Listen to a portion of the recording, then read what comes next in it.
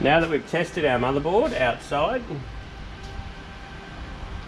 now that we've tested our motherboard outside of the case, it's time now to build it. So we've got ourselves a case here, and it's got a glass panel on one side. This is where your I/O holder goes in the back, which you'll see. This is where the power supply goes, and that's your back panel. So we're going to need to take all the panels off. So we take, do not lose the screws. If you lose the screws, they are special screws usually just for the case, and they will be very hard to find again. So put them to the side.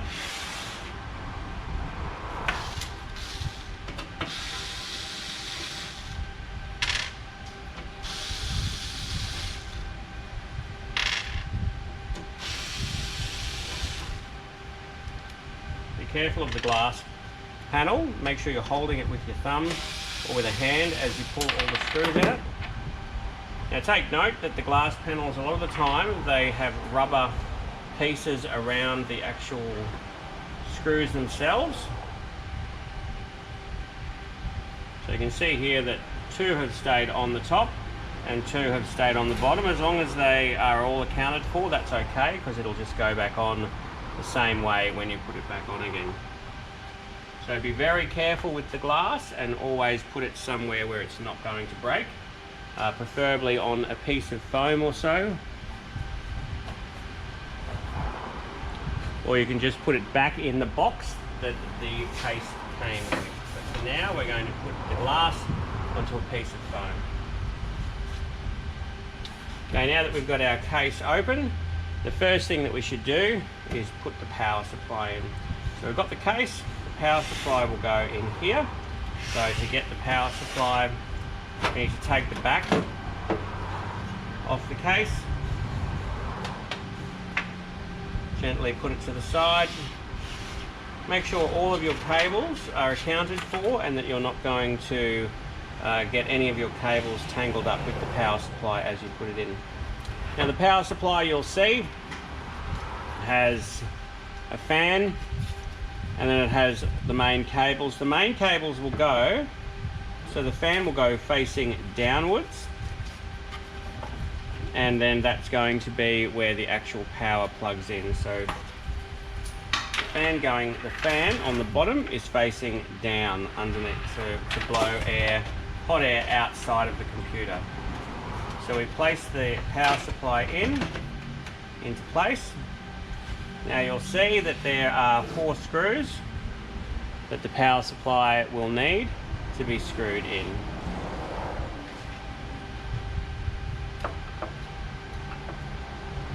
So we'll get the 4 screws.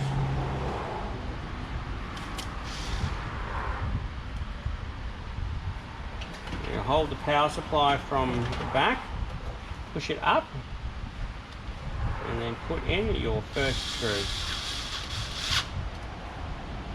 Not too tightly.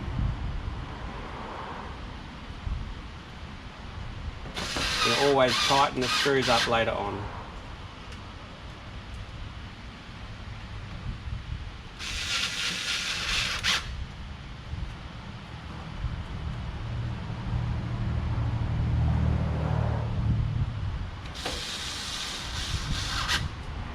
Okay, now that we have our 4 screws in, the power supply is now in. So now we need to feed the power supply cables to approximately where they're going to go. So remember, you've got your big 24 pin, so we'll put that up here. And then we have our power supply for the motherboard itself, the 8 pin that we had before. Make sure your cables don't get tangled down the bottom. If they are tangled up, and tangle them so they're nice and straight.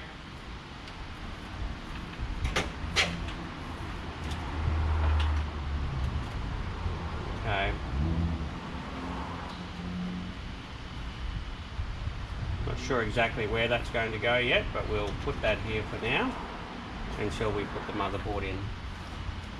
And then we have other power which we'll use throughout the process. So we'll just leave that to the side for now. So now let's gently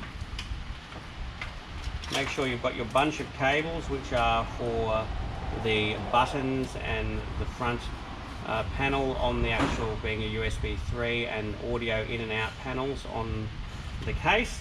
Make sure you've got those neatly to the side, and from there maybe just put them at the front actually, so we'll feed them through. Actually no, we'll just leave them at the back for now.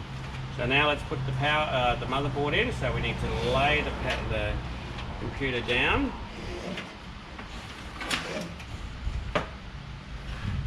And with our power supply already in. Now some people might say that they put the motherboard in first, but I like to put the power supply in first because sometimes it can just get in the way of the motherboard, depending on the cables. Now, the I/O plate is this back plate here, which we will need to put in the back of the computer. Now you'll see the I/O plate has audio ports. The audio ports usually go down the bottom. You'll see that there's this band of steel around it. This is what needs to be pushed into, so it needs to be facing the right way. So once you put it inside, you need to line it up with the bottom so that it just rests on there, and the steel bar or steel border, I guess it is protruding slightly. And then with your thumb, I don't know if you can see my thumb in there, with your thumb on the other side, so if I was to have it out just to show you, the thumb on the other side, so if I put it in like this, I then need to press on this side with my thumb to click it into place. So I'll put it into place here, putting the bottom in first, and then I'm just going to push, kind of use both my hands to click that into place. See, it's come out there a bit. There we go.